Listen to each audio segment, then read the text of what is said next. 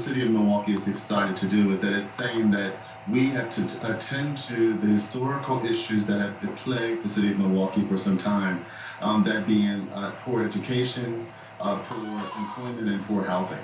And therefore also, when you look at health equity, you're looking at the whole idea of providing everyone access to the services they need in order for them to be able to be full and contributing citizens in the city as well. So access to good education, access to good health care, these are sort of ongoing issues that I'm sure the city of Milwaukee has tried to tackle before. But putting it under the umbrella of a public health crisis, does that change the approach? I think it does, because what Commissioner Abley has done, which I really applaud him on, is that he's saying we now have to make a conversation about what race really has meant for our country, for our state in particular, and for our city. We want to take it as a public policy issue, but also a policy issue that decides we're going to have a conversation. We're going to decide now that employees have to attend to this issue that has affected people for so long. Yeah, I think sometimes when we talk about racism, we talk about sort of racial issues, especially now. You know, we talk about perhaps, I don't know, a police issue that happened, or, you know, perhaps something in the school system with a teacher that happened. But we don't often connect the dots, how one thing leads to another, how if you don't have access to, I don't know, good housing, then you may not be able to get to work on time, and how that may have an impact on your income, and how this is sort of broader than isolated incidents. Do you think that sort of putting it in the category of a public health crisis, it makes it more than just an issue for minorities who may be the victims of racism, and an issue for the entire society? Oh, you're definitely right. When we deal with this as an issue that's a societal issue as well as a city issue, when everyone's public health is good, or when everyone has access to the services they need, we all benefit. We all benefit because we don't all have to deal with the issues that plague and may be somewhat of a deterrent to people being successful. We want everyone to pay their taxes, we want everyone to go to school, we want everyone to be a working and contributing member of society. And also what we've seen is that when you don't deal with it as a public health issue, there's an issue around your life expectancy, in terms of we're able to document, or has been documented, that people lose about 12 years of their life in 2 separate zip codes within the city of Milwaukee. And we want to be able to deal with that. And I really applaud Commissioner Abley for deciding to come out and say this is an issue that is a public health issue. So what is structural racism? Structural racism is when you have a lack of access to services that are historically available to everyone else in your community, such as Milwaukee has historically always been very segregated. Therefore, people cannot live in certain neighborhoods and have some of the same benefits that you and I may have being middle-class families or being a middle-class person, in order for us to be able to do that. And also, structural racism is not based on prejudice, but is based on race. It's not, when I look at you based on how I identify you by your race, I tend to receive you and accept you in a different way. Therefore, it's more structural, and it's historical. There's been many a study about, not many, but there's been some studies more recently that have shown this. And also, this whole idea that racism as a public health issue comes from the Harvard School of Public Health. Their Public Health Review did a wonderful issue in this in 2015, as well as the American Public Health Association has now declared that racism is a public health issue. So therefore, when you look at it as a structural issue, they're saying let's deal with issues of discrimination and depression and oppression as well. Milwaukee is hoping that this will be of national concern. They're pushing for a national health crisis to be declared. You know, at a time where, you know, 2020 election candidates, some of them are talking about reparations and reform within the criminal justice system, as well as other types of reform. Could you see this conversation becoming a nationwide conversation, something that could be on the national agenda? Oh, definitely. And one of the things that's really good about this conversation coming in Milwaukee right now is because Milwaukee will be the home of the Democratic Convention. There's always been already a lot of conversations that have been happening around this conversation of reparations, as well as looking at health access increasing through various other scholars besides myself, like Derek Hamilton and Sandy Darity, and so many other people have been bringing this up. But the baby bond discussion has been continuing as well. So there's been a lot of information, a lot of discussion around how do we look at equity as an issue for those who have not been able to take advantage of all the wonderful things that America offers to people. Yeah, I think what I like the most about this declaration, this sort of approach, is that just like poor water or poor air quality, it relies on everyone to help to solve the problem. That just because you're not the victim of it doesn't mean it's not a problem for you. Just because you have access to clean water in your neighborhood doesn't mean you shouldn't also lobby for clean water across the city or across the county. I like this approach. Yes, and one thing that's interesting about this approach as well is that Milwaukee County is a county that's surrounded by counties that have 4 times less the poverty that Milwaukee has. What's going to be the telling factor of this is how to embrace this concept that has now been put out there that racism is a public health issue. So I think it'll be really interesting looking forward to document and to follow the fact that we're looking at how social determinants of health, that being access to housing, education, employment, what difference does it make around making people's lives much better in the future? Right, definitely. Very interesting stuff. Dr. David Pate, thank you so much. Thank you very Keep much. listening to Black Focus Radio for more dynamic Black facts, our culture, our history, our people on JoynetRadio.com. You know, I played that and I found it interesting. I ran across that piece this morning when I was prepping for the show. And we've talked a lot about how racism is an ill, how it affects you more than you think it does. I mean, from immigrants to African Americans, you name it. And, you know, white people take for granted the benefits that people below them bring to this country. We've delineated over and over again with black facts on those very things. You know, there's another fact that I could throw at you about the brother who created or came up with the kidney transplant. So it just goes on and on and on. And if we don't solve this problem, and we're seeing it play out right before our eyes even today, we've ignored this problem for decades, and now all of a sudden, here is this ugly cancer growing on us again that is very close to ripping this country apart. Because unfortunately, there are still white people out there who live in the past, who seem to believe that if they just reinstitute what was going on in the 40s and the 50s, that everything will be back to normal. And that attitude alone is dangerous, simply because, no, let me just put it this way, and I've said it again over and over on the show, that I would have never made a good slave.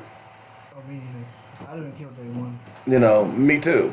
Well, I would have plotted and killed some of them too. Oh yeah, I'm taking someone with me. Exactly. You know, so for white people, the fact that there are some out there who still believe, or at least believe, that black people are going to simply knuckle under if they say that we're going back 100 years, you've lost your damn minds. I'll go back to Africa before.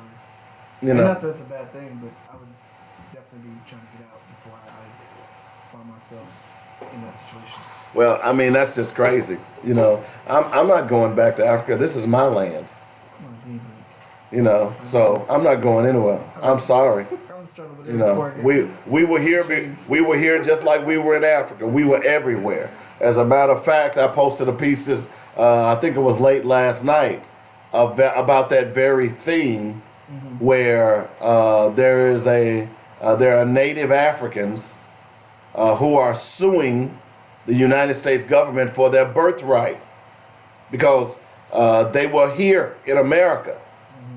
And a lot of people don't realize that many of the early slaves were Native Africans. You all call them Native Americans. They were African, okay?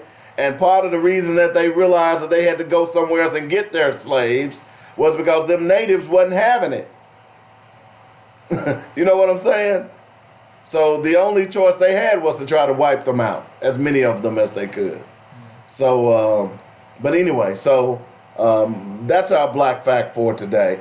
And again, it plays right into that reparations thing. You know, the redlining, the increase in rent and mortgages in black neighborhoods. You pay more insurance if you live in a black neighborhood than you do in a white neighborhood. I still hadn't figured out why that is, you know. So they've designated crime areas in black neighborhoods in order to profit from them. I think So, part of it is the stereotypes. of course it is. You know, a lot of times you hear people, no matter how nice a neighborhood is, if they know it's a majority neighborhood or predominantly African American, you even hear people say it's ghetto, you know, just off the bat, just because of the people who live there, whether it's in good condition or not. It's just like Ferguson. When I went to Ferguson, I was expecting to see all kinds of stuff because people kept, you know, referring to it as the ghetto, and it was, you know, all these people there causing ruckus. And I went there. It was a clean neighborhood. You know what I mean? There was nothing out of place. It was, in fact, parts of it was cleaner than Russellville. Oh yeah, I'm sure. Everything was nice and neat, and you know, everybody's grass was cut. The apartments where Mike Brown got shot was nice and neat, with no trash nowhere. I mean, it was spotless as far as the apartment complex goes. 855-525-5683 is the number. That's how you get in touch with us if you want to call in. I want to play one other audio clip. Call the show. It's Michael Smerconish. I'm in the mood of showing you all that I know what I'm talking about on this show.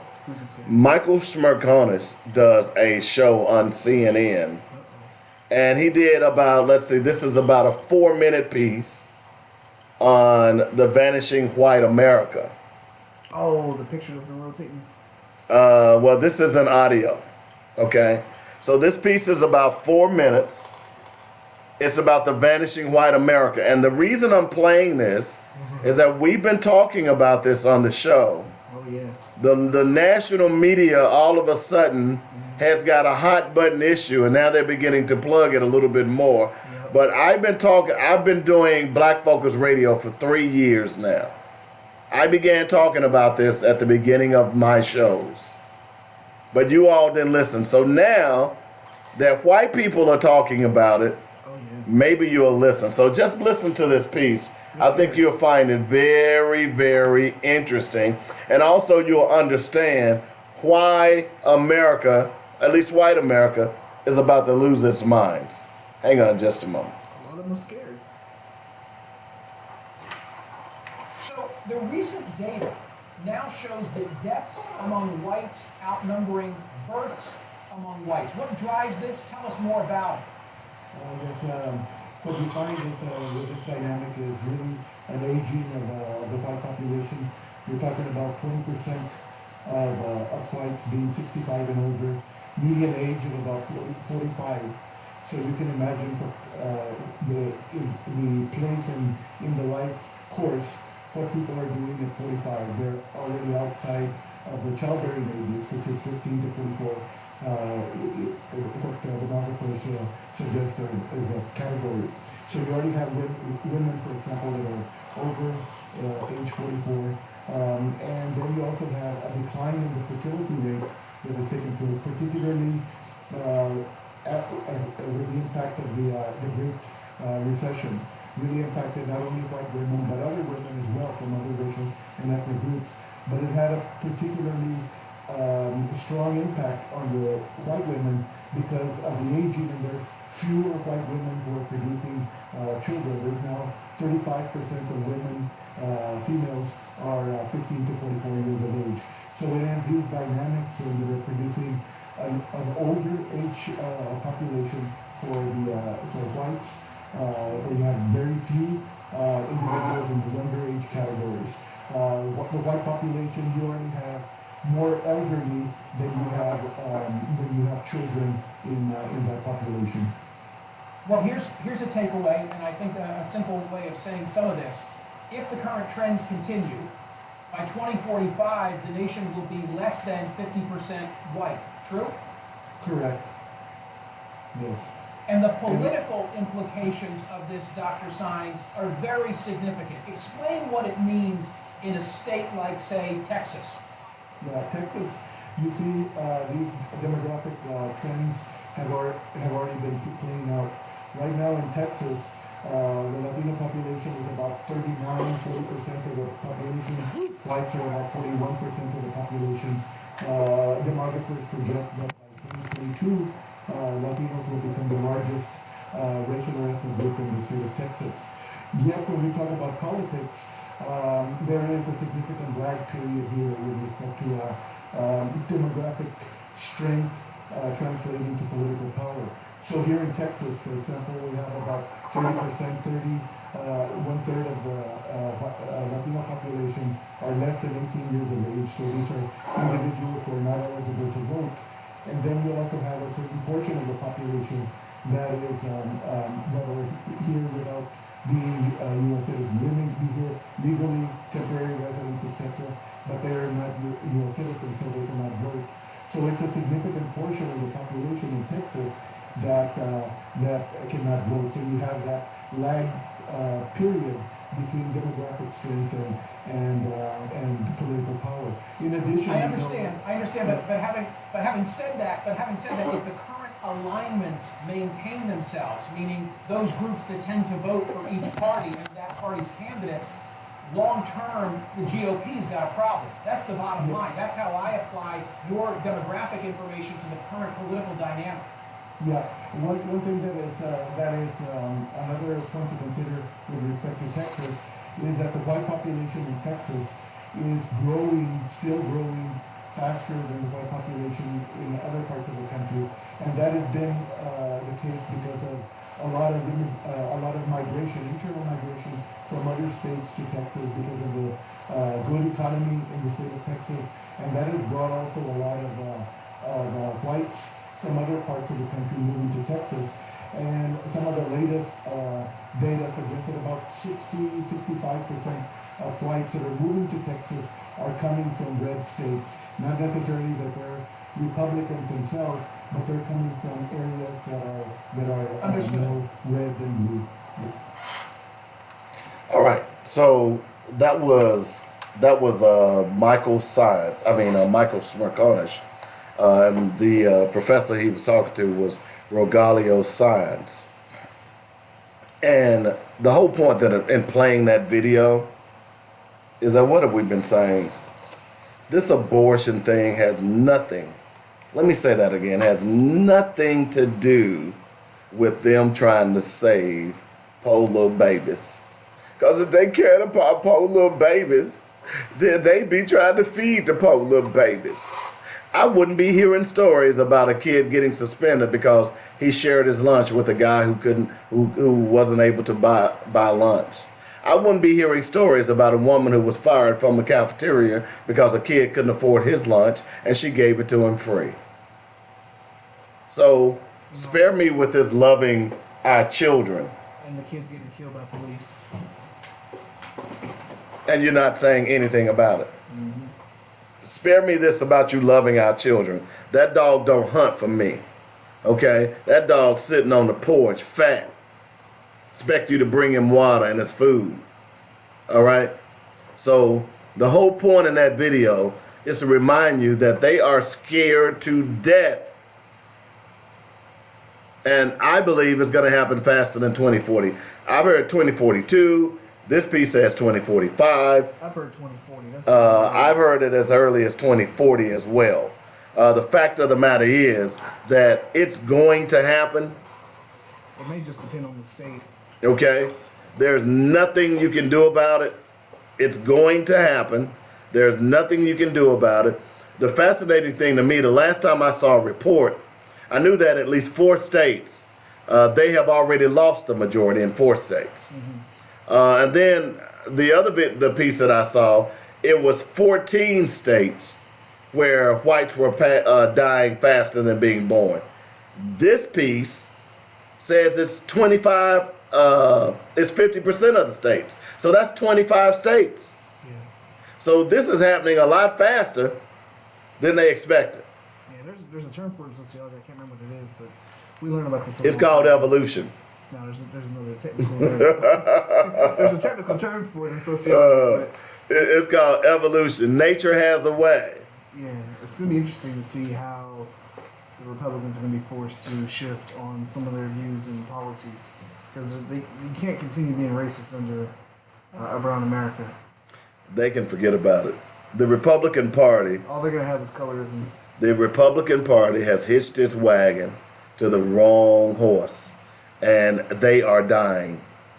They are dying. They had an opportunity. Look, here's what they should have done under Obama. Okay? Not giving him everything he wanted, but let's take, for instance, the health care bill. They should have said, okay, yeah, let's do the health care bill. Because the health care bill originally was a Republican idea. You do realize that, right? Did you know that? You didn't know that. I did not.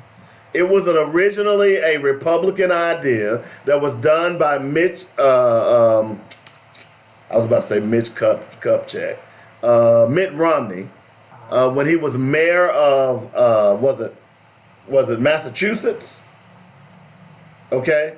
This was a Republican idea that Obama simply took and used it as a blueprint for the nation's affordable health care. So the Republicans could have simply said, thank you, Mr. President. This was our idea. We appreciate you adhering to public Republican principles, yada, yada, yada, yada. They had a clean house. You see what I'm saying? Well, if they can keep their mouth shut. They had an opportunity to use an idea that they created to be used by a Democratic president. But instead, they decided that they were going to undermine that president at all cost. And now look at them. Now they've had to go and hitch their wagon to highwaymen. You know, the organization, the terrorist organization named KKK. Yep. You know, the Ku Klux Klan, the Nazis. It's amazing. Look, even if you hitch your wagon to those people, there still aren't enough people in America who's going to believe everything that those people say. Mm-hmm. So I think they're done.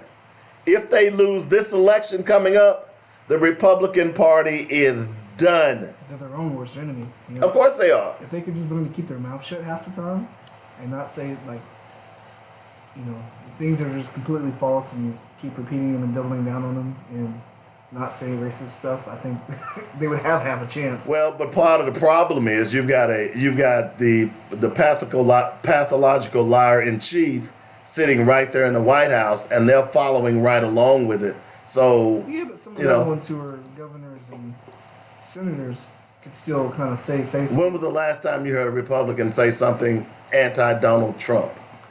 We just had one this weekend. Yeah, it's been. But other than that, it's been a little bit. But that's the problem. If they could just hold off and start separating themselves, that's their only chance, I think. But well, it's too late now. It's because even if he comes in on the next election, they still have to worry about their own individual re-elections. Well, it's too late now. And now that this Mueller thing is broken, we're going to talk about that here in a moment. This morning, it's too late now, bro. You hit your wagon to the wrong horse, and that horse just decided to stop and eat some roses. You ain't gonna smell the roses. That horse is eating the roses. All right. So, look, there is nothing you can tell me right now. In fact, what this process has done more than anything, in my opinion, is drive more people to being independents. Yeah. Because my argument is that you ought to be an independent anyway. You shouldn't be a Republican or a Democrat. That should be a very small number of people, and they should be running to us, those of us who are independents, for our votes. Well, I mean, even George Washington said that the two-party system was failed and bound to, ruin the democracy that they had set forth in motion anyways, back when he was alive. So it's not really a surprise. But yeah, I've been independent for a while. I don't claim to be solely a Democratic supporter, but I do vote for some of them. But for the most part, I claim to be independent. This article is about a year old, but this was published by USA Today. Poor states have Republican legislatures. Mm-hmm. The richest states have Democratic legislatures. Yep. Kansas. What does that tell you? Kansas is like the prime example. What does that tell you? Oh, man, Sam Brownback ruined Kansas. Yeah, between their education system and their highways. He ruined Kansas. Just destroyed it. Like, they must have been back from the 20s. I mean, they had, right. I mean, that's where the Dust Bowl was. That was one of the poorest states in the country at one point. They elect Sam Brownback governor.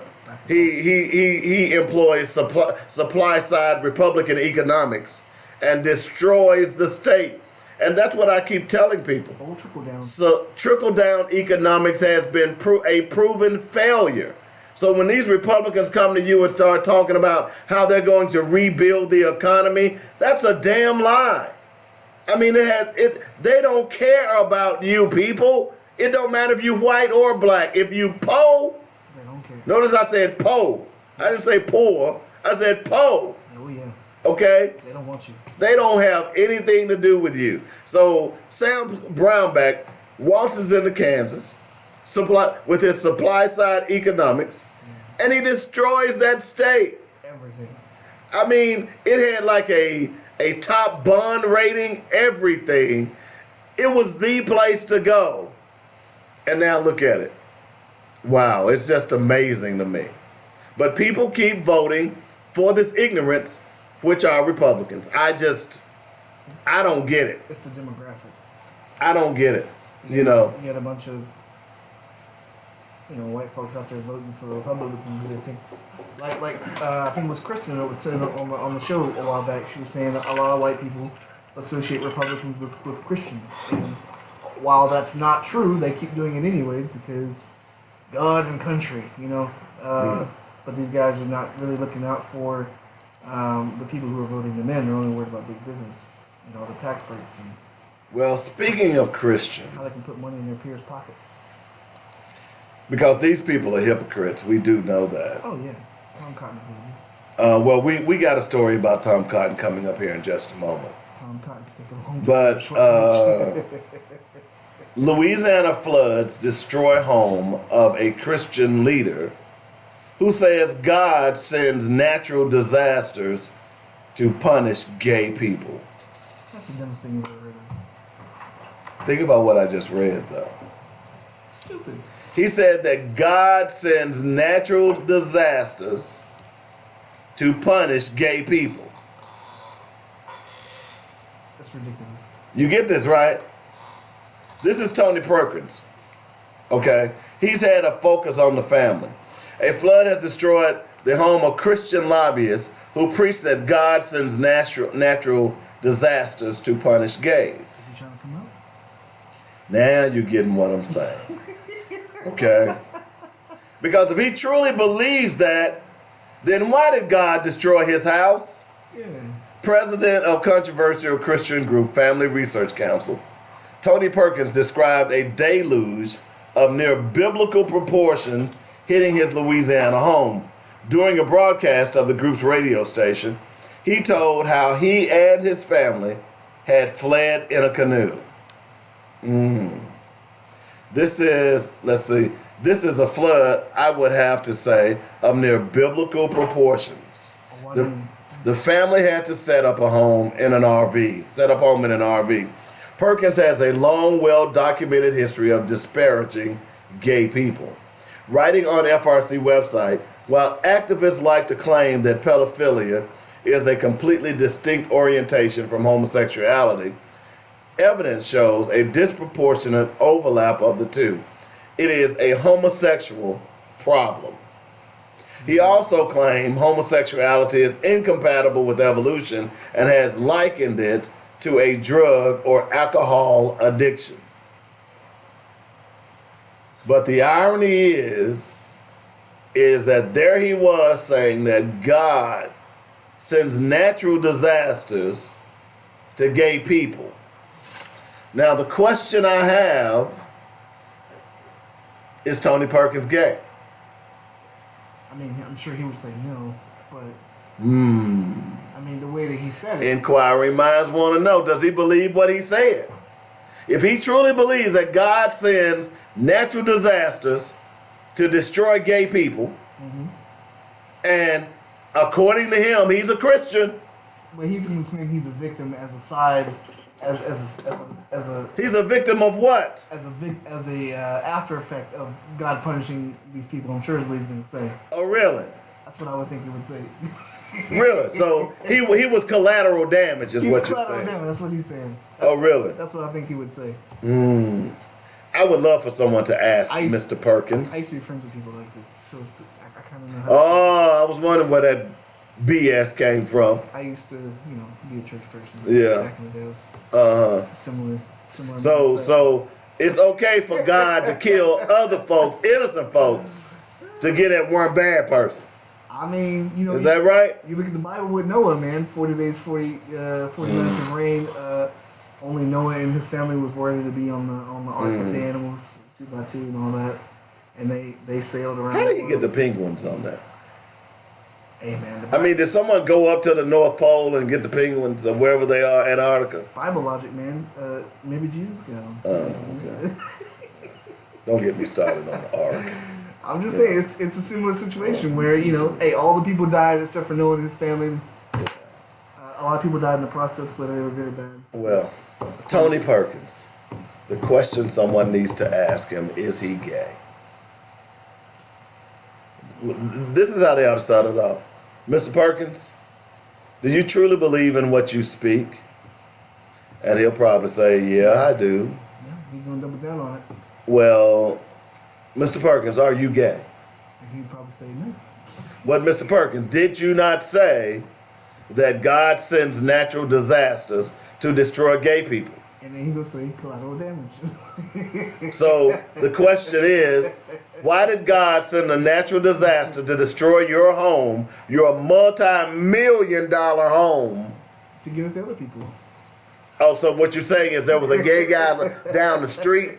Probably next door. Okay, so why didn't God just drown him in his bathtub?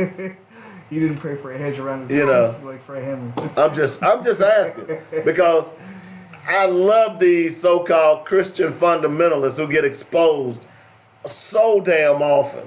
Mm-hmm. It's ridiculous, and they're making tons and tons of money off. Again, they're like politicians. They're making tons and tons of money off of innocent and dumb people who don't have sense enough to read, to put 2 and 2 together. And poor people. Like Joel Osteen, remember the flood down in Houston? Yeah. He wouldn't let nobody in the church. Oh, God. Multi-million-dollar church in the middle of a poor neighborhood, and he won't let nobody in the church. Of course not. They didn't want them people in there. And we certainly want you there on Sunday and Wednesday to get them tithes and offering. Oh, yeah. But we certainly don't want you in the church because you need refuge from, well, maybe Joel was thinking that was God's way of cleaning up the city. Cleaning up the refuge. Because them crazy Christian fundamentalists, I call them the Christian Taliban. Cleansing the city of poor heathens. I call them the Christian Taliban. I'm going to be honest with you. That's what I call them now. Because their views are so ridiculous that they can't be nothing more. I mean, if you're going to criticize the Taliban for their views, what about some of y'all views? Come on, man. I call them the Christian Taliban. Just like Creflo Dollar and T.D. Jakes. I got a new DVD, but for $30 I'll let you see it. I got a new. I'm going on tour this summer, but for $25 a ticket. Or the one.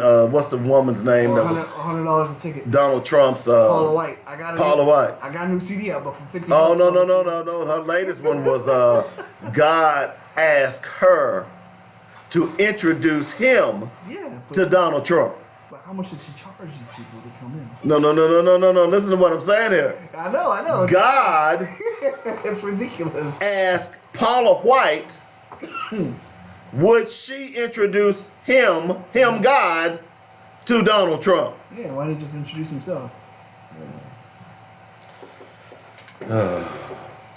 I'm glad you had a canoe, Tony Perkins. And I'm glad that every now and then you fools get to eat your words. I love it. Good for you. 855-525. So, Chris, before we go to the next hour, I want to talk a little bit about what's going on in Russellville. Okay? Now, we know that Russellville is ripe with racists and bigots. Oh, yeah. We know that Russellville, for whatever reasons, seems to be... And you know what? Now that I think about it, you know why I think it's a kind of like a haven? I kind of have an idea why, but go ahead. I think it's a haven simply because of the natural resources that's there. You got Lake Dardanelle, you got all those lakes, and mountains where they can hide and do their dirty work. Yeah. I think that... Is that what you were thinking? I was thinking something different, but. Okay, well, great minds don't think alike. See, there you go. You know. But if you. But the point being is that apparently, and we've been asking now for what, a couple of weeks, why hasn't the mayor come out and made a statement against the terrorist organization known as the KKK? And you know what? One thing you might want to look into now that I'm thinking about it, Cliff. How much money did that cost the city of Russellville to put the police out there and stop those people from beating the hell out of those racists? Because, you know, Dayton had an event over the weekend. 9 KKK people showed up. There were hundreds of anti-protesters out there, okay? It cost the city of Dayton $650,000 for police protection, overtime, all of that stuff. Cleanup, $650,000. So that might be something you want to look into. But either way, the mayor has decided that he wanted to make a statement about his city being known as racist Central Arkansas. Yeah, so originally what happened was he released a statement, the weak statement that we read on air, about how, you know, they're not a town that welcomes people who tear others down, yada, yada, yada. It was one of those TV speeches. It was a real weak response. He didn't come out and, like, strongly, you know, defend the town and denounce the stuff. So he was supposed to have a community meeting a couple weeks later. That got canceled. In the process, he deactivated his Facebook page. And then... That's never good. Apparently he was on vacation for a couple weeks and people got a hold of him. He said he was going to reschedule the meeting and do some other things. And so he came back and they had a surprise, basically a surprise meeting last night where he was... Whoa, wait a minute. So everybody came to the meeting, and then when the mayor showed up, they said, surprise! Is that what a surprise meeting is? Surprise meeting was at the last minute. He planned to have another meeting where he was going to address the white supremacy issue, and it was last night. So he didn't give anybody advance notice? I think it was like maybe a week notice or something like that, maybe a week and a half. Okay. I don't know the exact details on that, but I heard about it last night and I was... All right, well, if he gave a week notice, a surprise meeting, that's not really a surprise meeting. Yeah, but for people to schedule time off and make it out there, you know, stuff like that. Well, how much time did you need, Cliff? I mean, some people, you know, depending on where they work, they need about 2 weeks if they have to work. But what if you need 3 weeks? I mean, 3 weeks is kind of far out there. I mean, you know, but... Well, what if you need 2.5 weeks? The good thing is that it's streamed. They stream it on YouTube. So. Well, I'm just saying the point is that if you can't get off in a week's time, I understand that, but you can't really blame them for that. Give him some credit. I don't. It's not a mayor that I really care for. You don't want to give him any credit. I'm not going to give him a lot of credit until he earns it. He's not earning anybody's. At this point, he's not earned very many people's trust or respect. As far as him being a mayor. Our last mayor was way better. I knew him personally, and we had a lot of conversations about a lot of things that going on in the city. And he was very open, very understanding, and very upfront about a lot of things. This guy here, he's kind of like he's just kind of like dancing back and forth. But so he had a meeting last night where he addressed the white supremacy issue. Basically, I was not there, but I heard from some friends who were there who were telling me about it. That basically they were going to propose a ordinance. I'm not sure what the details on the ordinance is. I'm gonna have to go back and watch the video. But one of the council members, which is an old white lady, no surprise, she kept questioning the ordinance if it was going to do any good and why it mattered and things. Some of her folks probably owned slaves. Yeah, she only got the position that she's in because her husband was in the position that she's in now. He died. They had a special election for it, and then she had another news organization in the town run a smear campaign on the other guy who was running against her, and that's how she got in. And when I go to city council meetings somewhat regularly, and 9 times out of 10 she doesn't really say anything. She just kind of sits there. If there's a vote, she's only going to vote for things that old white people will vote for. So she's not. When they asked her about the future of the city, you know, her comment was, "I'm going to be dead at that point in time, so I don't really know." That was her. Wow. Words. So what did they do? What did the mayor? he just gave another weak statement. So he didn't come up with some 3-point plan on how to keep the racist out of Russellville. Yeah, not that I'm aware of at this point. I'll know more tomorrow. I can let you know. Were you expecting him to come up with some sort of plan? Yeah, there was. I wasn't. Me and the group that I've been working with, we put together an online petition for this.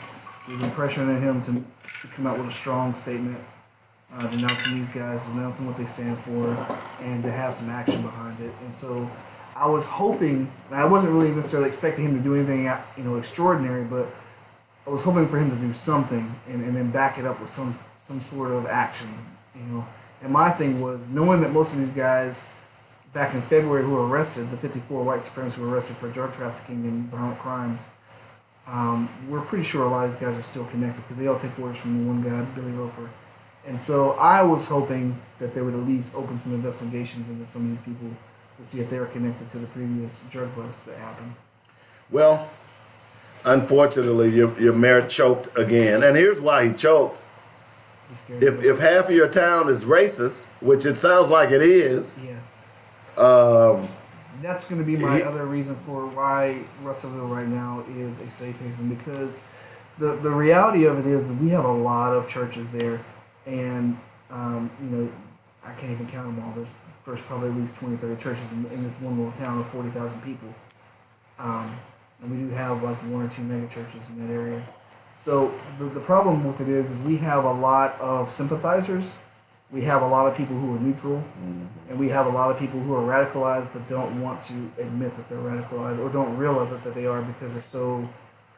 It's a normal thing for them to be against. Now that's the worst kind of racist right there. And a lot of them think that because they're a good person, they go to church, they pay their taxes, they have a family, they take care of them, work hard, that they can't be racist or that they're not racist, even though they support, all these Blue Lives Matter, Back the Blue. We have all kinds of people running around town with Confederate flag shirts and Back the Blue and Blue Lives Matters and all this other stuff. And those are people who are primed to go to be, recruited for these types of organizations. And some of these people don't realize that, like, mentally, you're already where they want you to be. And that's part of the problem. A lot of people are sympathizers and they don't realize how bad they sound when they open their mouths. And I think that's the biggest reason why we have such a problem, I think, in Russellville and in other places across the state, is because you have these people who are already radicalized and they don't realize it. And that's the fascinating thing about it, that people don't realize that they've been radicalized by the media, by speech, hanging around. If your boy is a racist, and everywhere you go he's being a racist, and you hanging around that cat, I mean, you saying he's a good guy don't work for me. He's a racist, and you internalize some of his views, whether you agree with it or not. The point is, and that's really what's dangerous with racism, is the fact that many of these people are walking around trying to pretend as if they're not racist, and that's really dangerous because the majority of them are racist. Well, I don't have a racist bone in my body. Yeah, you do.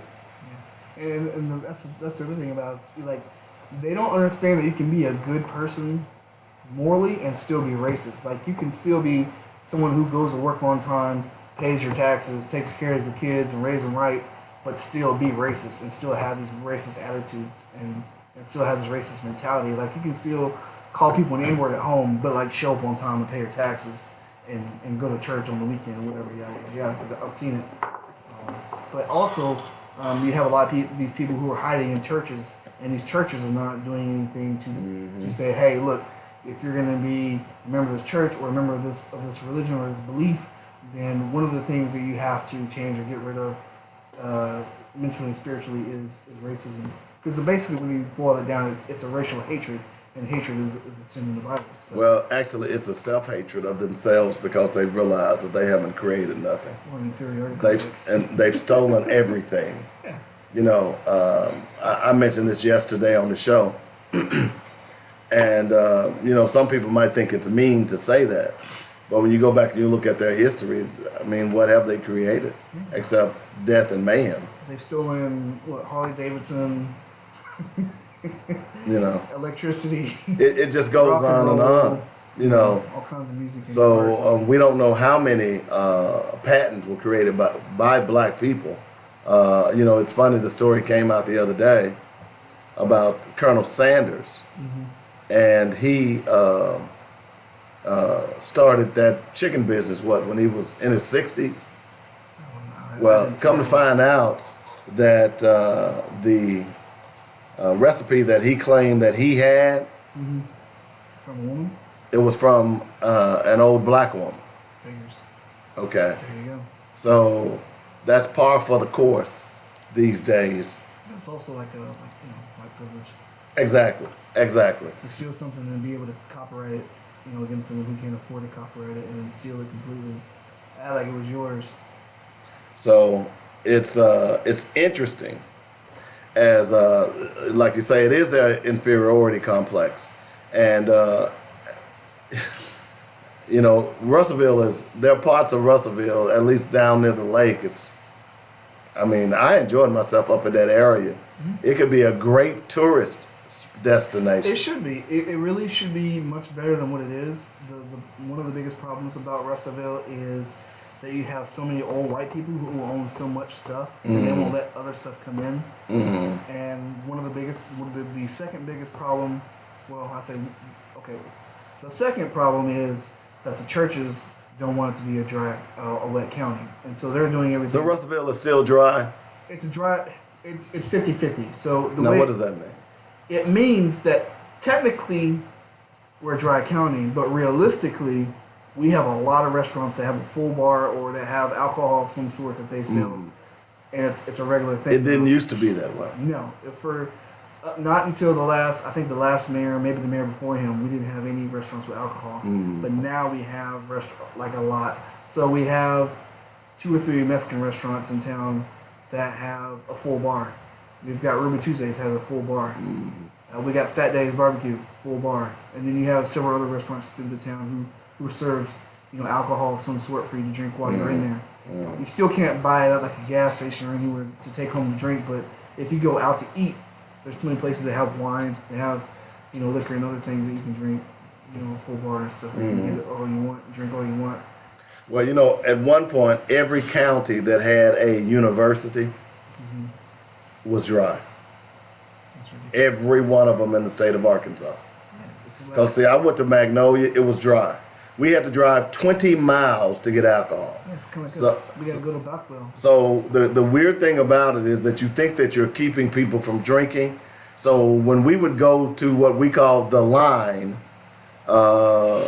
we would end up we'd take up money. We'd be spending $400 or $500 on alcohol. Yeah, and that's another thing with these.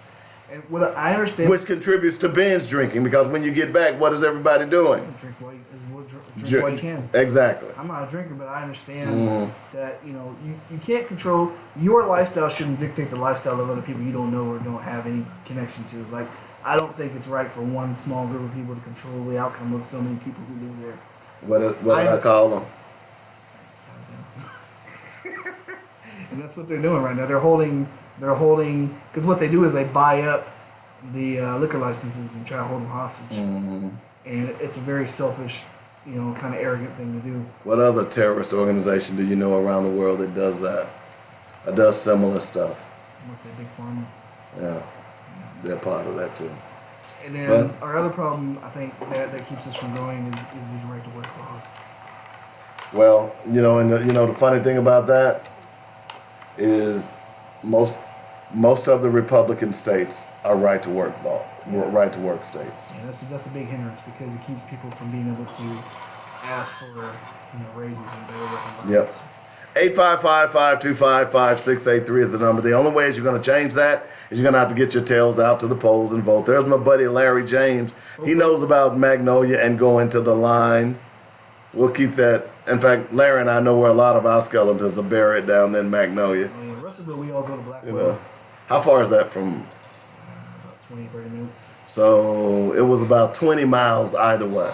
You either went to Augie Mall or you went to the Louisiana state line. There was a liquor store right across the line. Yeah, you go about 30, 40 minutes the opposite direction going west. And you have Alma, which has the wine, the Whitaker wine. Yeah. I want to go up there one of these days, but just speaking, and we're getting ready to go to the top of the hour break.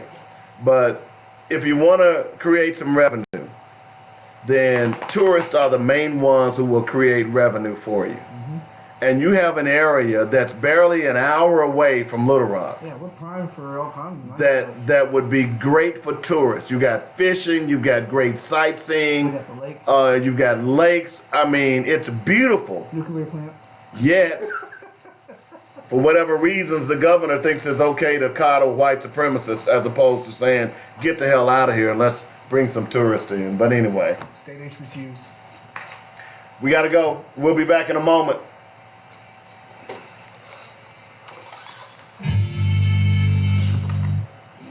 Hey friends, Father's Day is right around the corner, and Coleman's Dynamic Products is offering a dynamic gift just for Dad. Pick 6 for Dad. Any 6 items in my product line. Coleman's Dynamic Rib Rub, Dust, Juice, Nuts, Batter. Here's one I wrote. All for only $29.95 plus shipping and handling. I'm going to type it up later today. $39.95. Pick 6 for Dad. You must call 615-554-0568 to get this dynamic. The Japanese reparations really got me. Special. Dad and you will be glad you did. Each purchase receives a Coleman's Dynamic downloadable cookbook. We want to say Happy Father's Day for all the great fathers out there. And while you enjoy your day, don't forget to bake it, grill it, smoke it. Oh yeah, with Coleman's Dynamic Products. And to get you a computer. You must call 615-554-0568 to get You always write on paper first, and then you. I like to write out first, and then I'll type it up when I'm done. The law offices of James F. Swindoll provides our clients the personal care and attention that larger law firms cannot offer. Our experienced attorneys have brought hundreds of cases to verdict in state and federal court and recovered millions for our clients. If you or a loved one have been injured or have property wrongfully damaged, we may be able to help. Do not hesitate to contact our firm anytime for a free attorney consultation. Call 1-800-848-1290. You might want to add something in here about the Freedmen's Bureau. Yeah, I was going to. How it was I forgot it. it was used as a means to, and I didn't see anything about how white slave owners getting reparations. James F. Swindoll. I was going to, and I got distracted halfway through. Yeah, so those are a couple of things that I would definitely add. Mitchell's Funeral Home welcomes all of Arkadelphia and Arkansas to connect with a family-owned and operated service provider in Clark County since 1966. Wow. At Mitchell Funeral Home, they understand that the funeral is a celebration of life and legacy. We even have someone joining us from Jamaica today. What? Personal and Yeah, man. services they provide.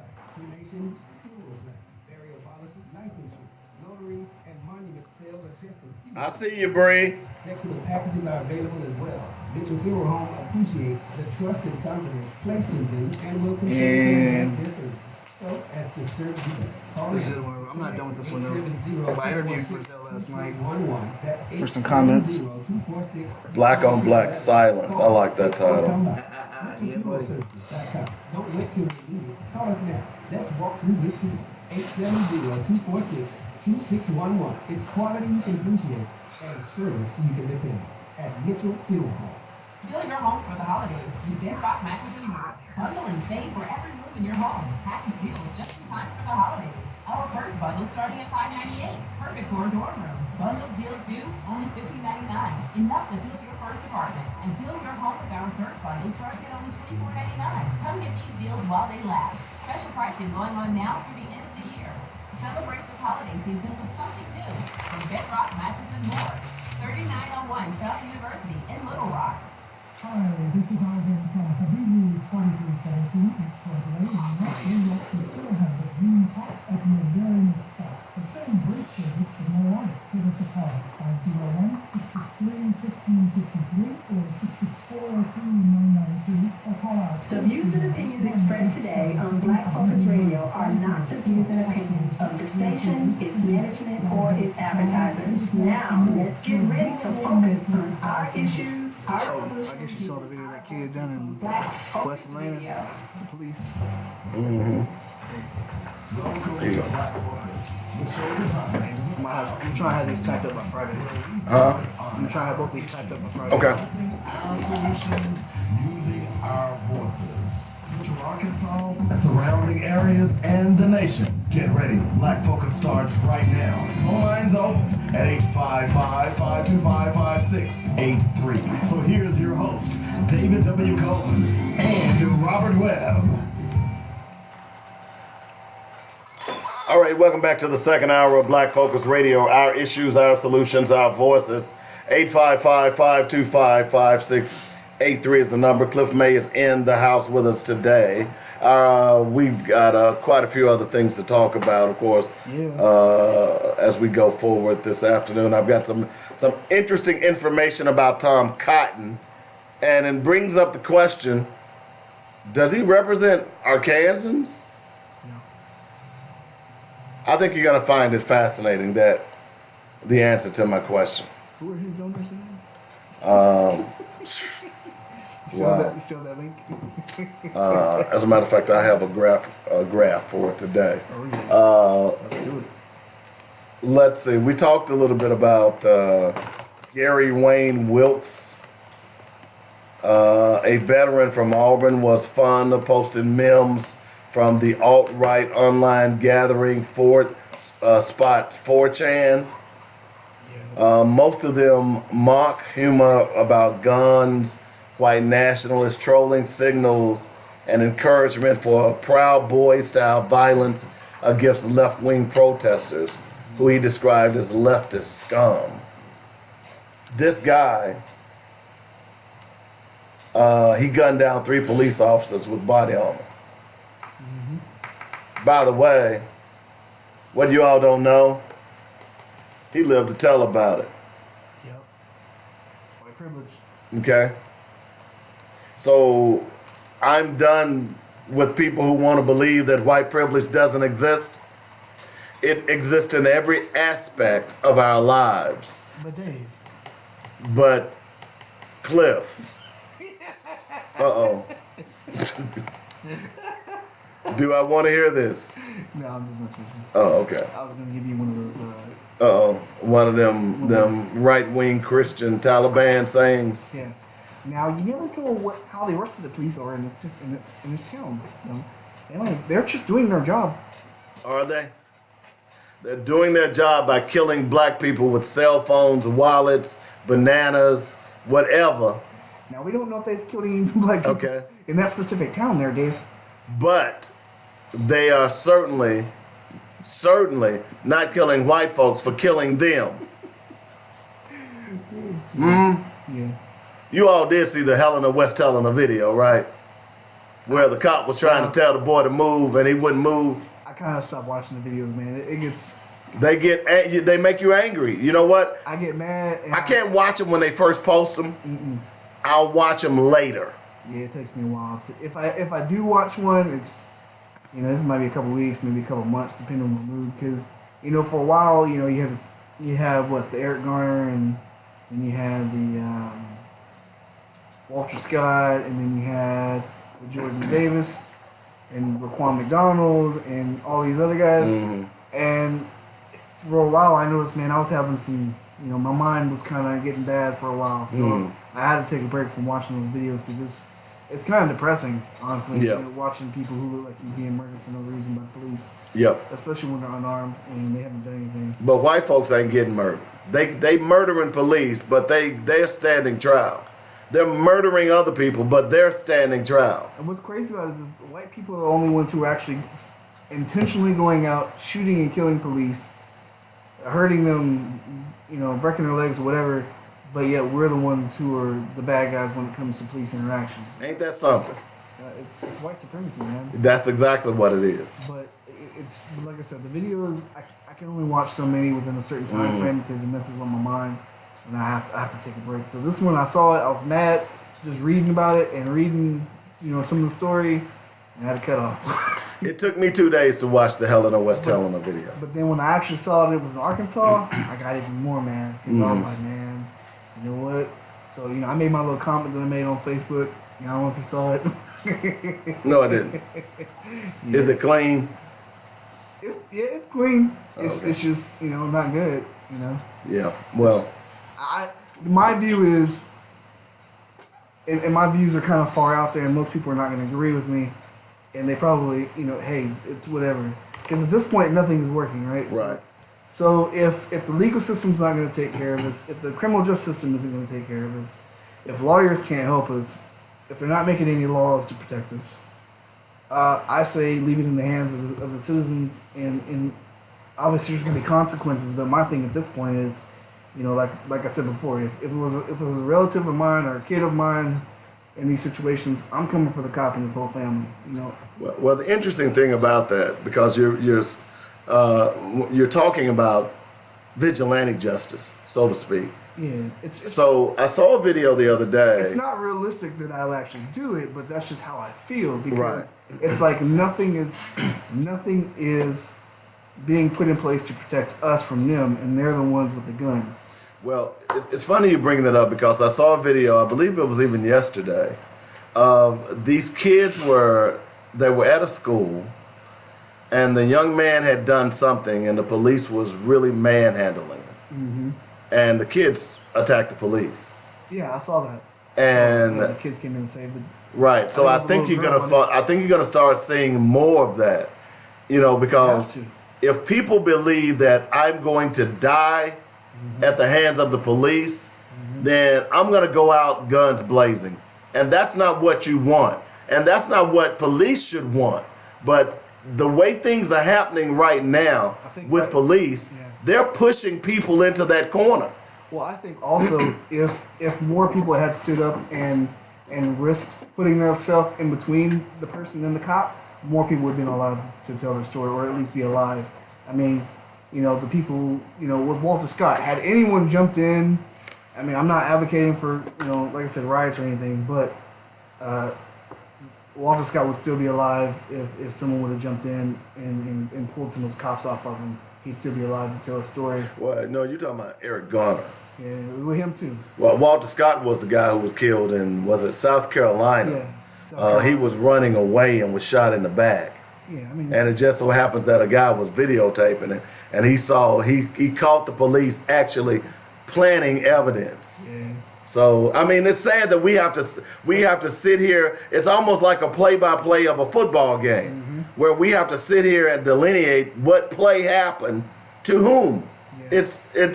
And again, what's going to end up happening is that more and more people are going to start saying, "Hey, I'm not going out like that." So, yeah, I think Eric Garner would have been the one I was talking about. But yeah, and you had so many situations like you have a guy growing up in New York. Oh, and by the way, by the New York police. Well, we forget about Amadou Diallo that happened years ago. Picking up his own wallet. Well, he was picking up his wallet. What was the kid's name who was coming from a wedding reception? Sean Bell. Sean Bell. Bachelor party. It just goes on and on. 50 shots into the car. Yeah. And didn't do anything? It's at some point. They had another one up in Ohio where a lady and her husband or whatever were in a car and they had loose something like 100 rounds into the car. 137, I believe. Yeah, it's amazing I can remember that. So it goes on and on and on, and the police if you want to go down this path, then so be it. But I don't think this is a path we need to go down. I don't think it is, but for some people it's a matter of life and death. And I think for me, I would rather do 5-10 years in jail and have my whoever alive than stand there and watch them get killed. Yeah. Just from my point of view. Well, I mean, I'm hoping we don't ever get to that. But if police don't rein themselves in, or if somebody don't rein these guys in, you're headed in that direction because I don't believe I don't buy the argument for one bit that you can't recognize a wallet from a gun. I'm sorry. I just don't buy that argument. I don't either. I don't buy the argument that, you see in every one of these cases, you as a citizen can almost write the defense. Mm-hmm. He was in fear of his life. Well, my argument is this. If you are that afraid that you have to shoot people, violate their constitutional rights, shoot and kill them, then you shouldn't be a police officer. And the other thing about that is like, we only have an expectation for police. When it comes to the military, we've got kids who are 18, 19, sometimes 17, who are in Afghanistan, who are in Iraq. They have stricter rules of engagement when it comes to war than cops. And yet you don't hear hardly anything about them shooting these people. It's a lot more common for cops to kill unarmed citizens than for military members to be shooting unarmed civilians across seas. Now, obviously, there's a lot of issues about when it comes to drones and stuff like that, but that's a totally different situation. But you have these kids in the military who have a stronger discipline with the trigger than police, and they're younger and have less experience. So. Jackie says laws to protect them, but nothing to protect us from defending ourselves. Yeah. I agree. Yeah, it's all about voting, man. I agree. And that's why you got to get your butts out and vote, folks. Prosecuting attorneys. Talk about questions to ask candidates. What are your thoughts on law enforcement? And be specific.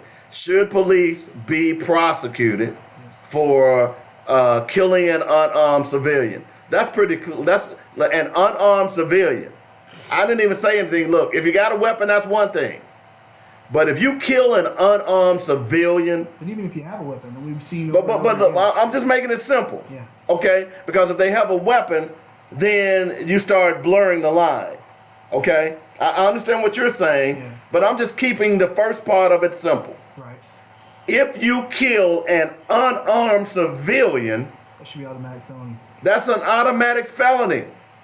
You see. This argument that, I was in fear of my life. What you think he was gonna cut you up with his credit card?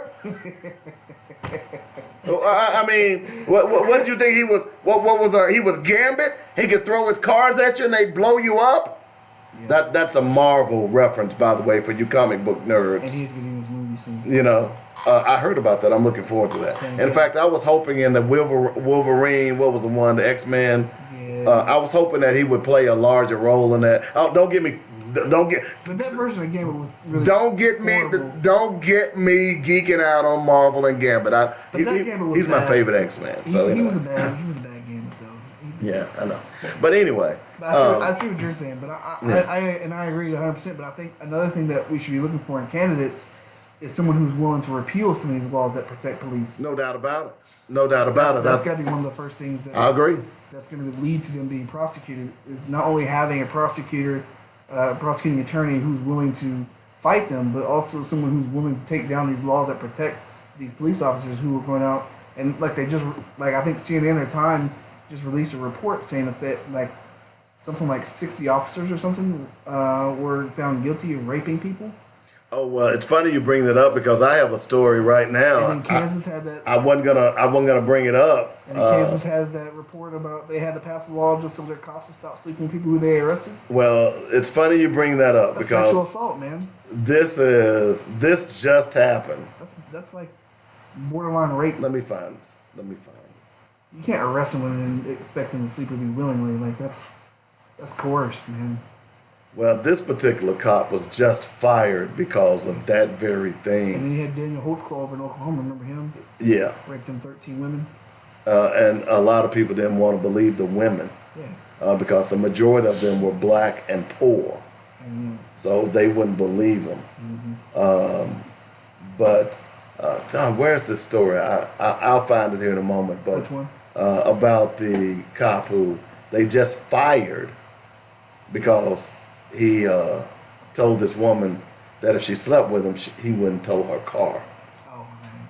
So, I'm not surprised. So this happens on a regular basis. I'll try to find that story here in just a moment. But yeah, there's definitely going to be something done about these cops because they got too much. They have too much power, too much trust on behalf of the legal system, and The police are the only people who commit a crime, and then their word be, the person who's guilty is the ones whose word we take, no matter what. Like, that has to change. Well, even in the Eric Garner case, the officer who filled out the report, he lied about the number of cigarettes that Eric Garner actually possessed. Yeah, he should go to prison for that. He was trying to make it felonious. That's a falsification of government document. He said that they had over 1,000 Lucy's, when he actually had just 100. Okay? So the argument could be made, if Garner was alive, well, 100 cigarettes for a smoker ain't nothing. You see what I'm saying? So they lie all the time about these reports. If they lie on a government document, then that's a prosecutable offense. All right? Because if you're doing, this is part of the reason that they don't want body cams. Because they know that these body cams will start recording some of their mischief. It exposes a lot of things. And, And I think it's like Roselle said on the show before, a lot of these cops have dirt on each other. So if one goes down, they're going to try and bring other people down. But that's why none of them snitch. But, in a sense, they're just as bad or worse as the mafia or any other organized group of criminals. 855-525-5683 is the number. Let's see. I tell you what, let's go ahead and take a quick break. And when we come back, I want to talk a little bit about more hypocrisy in the NFL. I read about that one. And let's see. We certainly want to get on this Tom Cotton thing. And this will give me an opportunity also to look for that article that we were just discussing. So let's quickly take a break. You're listening to Black Focus Radio right here on JoynetRadio.com. Call the show.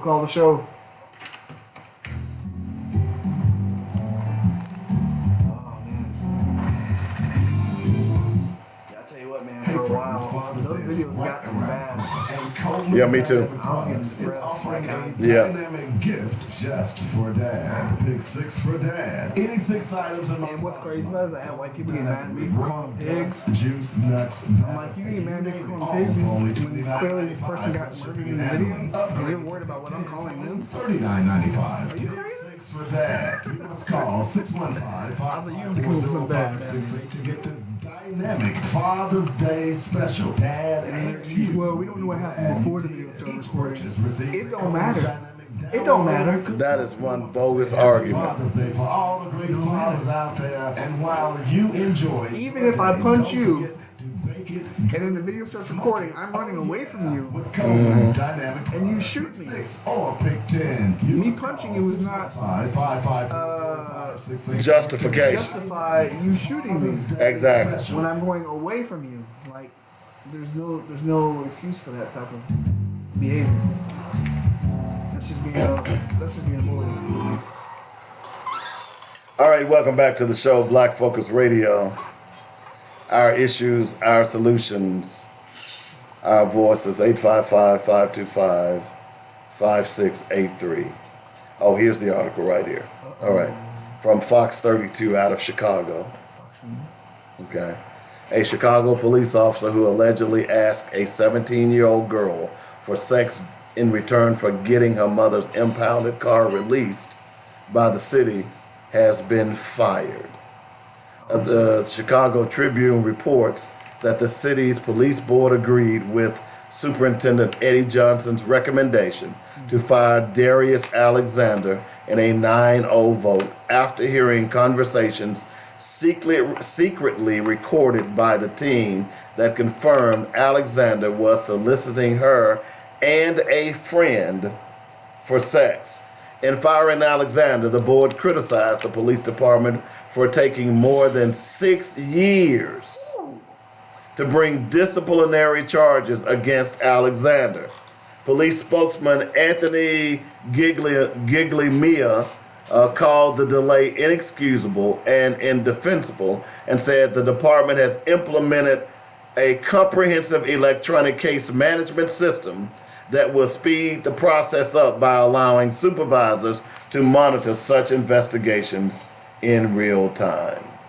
Supervisors should really be monitoring that, though, should they? No, that's part of the reason that it took 6 years, because people were covering for him. So that's to your point, you know. How are you going to... I mean, that's just disgusting. That's going to put you in a hard spot right there, because here you got a cop who's found guilty. They have evidence of him soliciting a minor for acts of sex, whatever, and then you take 6 years to do something about it, to prosecute. It's almost like they wanted them to give up. So think about this. Now that you say that, was she 17 at the time? I think she was 17 at the time. Okay, because she would have to be 17 at the time. So but it also makes you wonder, like, are you actually against pedophiles or are you for them? Because if you're trying to defend one and trying to not fire him for it, it's kind of like saying you don't really care. Well, really, the age of consent was 16 in Illinois, but it would depend on the age of the other person. Right? No, it doesn't matter.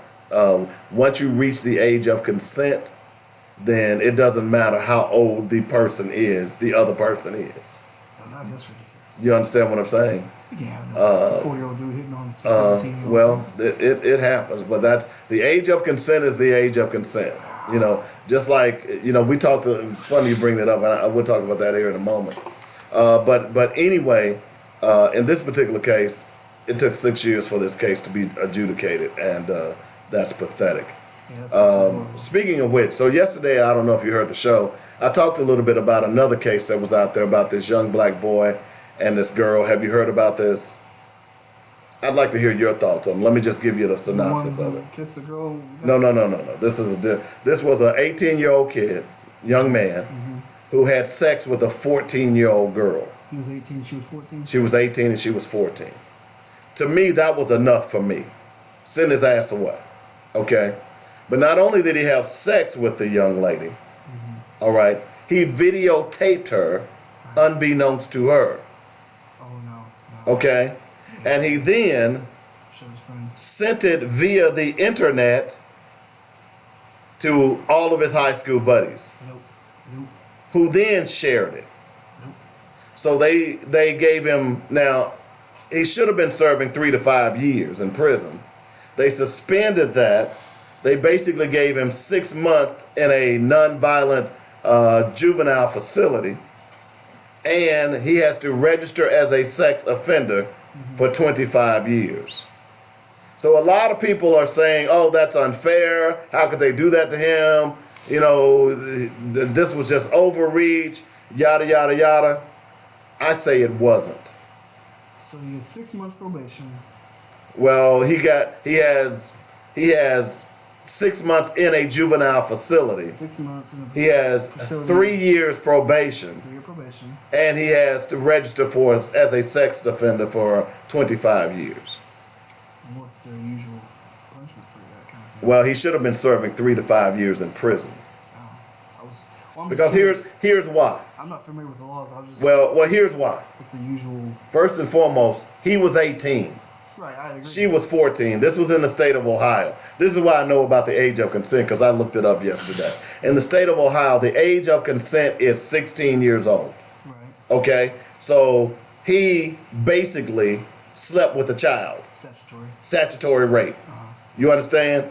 That's one issue. Right, I understand that. I get that. He then sends a video of him having sex with a child via the internet. Yeah, I think in California that's a felony. That's a felony across the country. Oh, is it across the country? Yes. Okay. You see what I'm saying? Yeah. So for him to send that doesn't even talk about the fact that he violated her personal trust and set her up for an object of derision. Yeah, but he should have got some time. But a lot of people are saying because he was 18. Yeah, he should have been. He was a young. Oh, by the way, he was on the football team. Very smart student. Wasn't too smart. No. Because my thing is, you should have been talking to this boy. Number one, if you knew he was messing around with little young girls, you should have stopped that in the first place.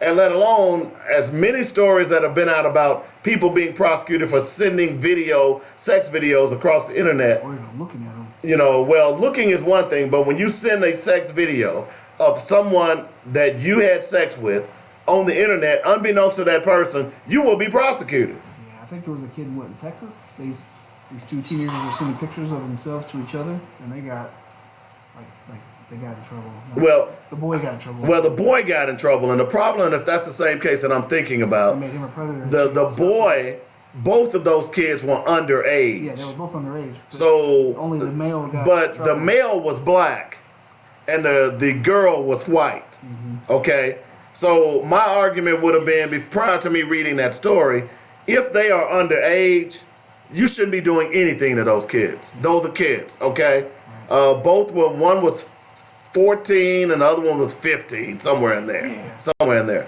But in this particular case, yeah, I understand. This where this guy was 18 years old, totally different case. That girl was 14 years old, and then I cut off all the argument. I said, "What?" And the mother is the one that saw the video after it had been posted, apparently at the high school. Of the son of the girl. Of the girl. The mother then goes to the police and has him arrested. Now, rightfully so. Yeah, she should have, definitely. Had it been my daughter? Because that's going to be likely hard for her psychologically going Of course it is. Of course. But not only that, trust issues. That video is not going to go away. Oh, yeah, definitely. It's out there now. It's going to be out there. And, well, I mean, if it's only on one site, they can have it taken down. Or even if it's a That video is not going to go away. That video now has been archived in the pedophilia websites on the dark web. That video doesn't go anywhere. Yeah, okay. Once it's posted online, once it goes to that server, that server begins to make copies. Well, I know some sites, once they're notified of something like that, once they're notified, so let's say it was out there a week.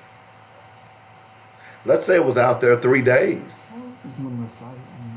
It doesn't matter. It doesn't go away. That's what I try to talk to young people about. When you're putting this stuff on the internet and you think it's great, it never goes away.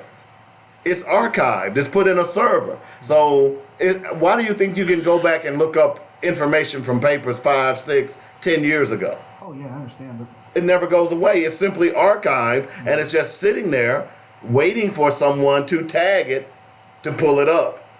And then once they pull it up again, it makes more copies. So if this thing is floating around the dark web, which I'm sure it is by now, if I'm the mother of this child, although she may not understand all of that computer jargon that I just threw out, I want his ass prosecuted.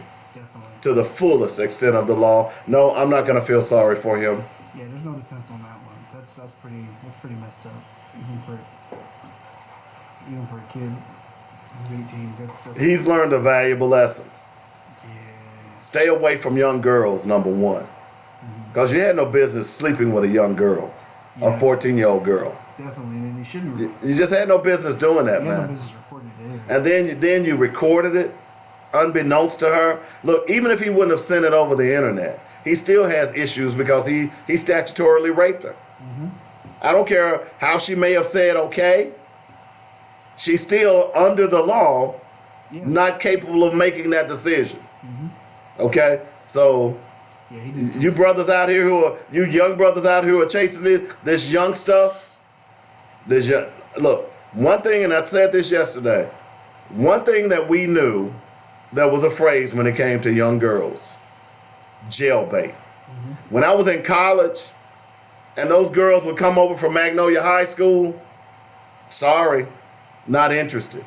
There were plenty of girls. Look, on SAU's campus at one point, the ratio to men to women, let's say black men to women, was like 14-1. You get that, right? For every one black male, there were 14 black females. Because all the little towns around Magnolia if you may not know it, were predominantly black. I didn't know it until I got there.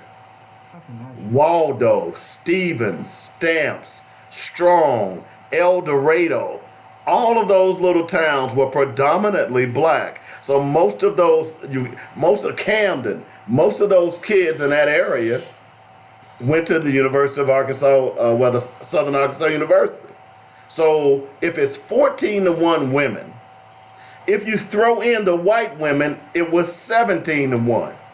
And by the way, the white women love them some black men down there too. I'm just being real. Okay? So my point being is, why would I go and mess with a 16-year-old sophomore in high school when I had my choice of at least 17 different women on campus? There's no excuse. There's no excuse. But sure enough, some of the guys, they did. I don't care how fine she is. If she is not above age, you have no business touching her. And my little saying was, I'm going to get my 17, your 17, your 17, and your 17. You get that right? That's how it was back then in college. Okay? It was everywhere. And I mean women. And then, of course, I started varsity football as a freshman. Come on, dude. How many women do I need? Not to be bragging. So the point being is that there were so many, there was no reason. And even today, there's really no reason. I tell these young brothers, if you are a decent young brother, you ain't gonna have no problem with no women. You're not gonna have any problem with them. But, anyway, I just thought I'd throw that out, see what your thoughts are on that. You got some cars, a little bit of money. 855, and most of them have cars these days anyway. Hey, these kids are driving cars that, hell, we had to piece cars together back in our day and hope it ran. Yeah. Shoot. I had a bummer ride in high school. Hey, my first car was an Opel Kadett station wagon. My car was my two legs. They called it the little red wagon, and it ran for maybe 3 months for my senior year and didn't run anymore. Yeah, I was so depending on my buddy Tyrone to give me a ride. that by the way, that's how I learned to drive a stick.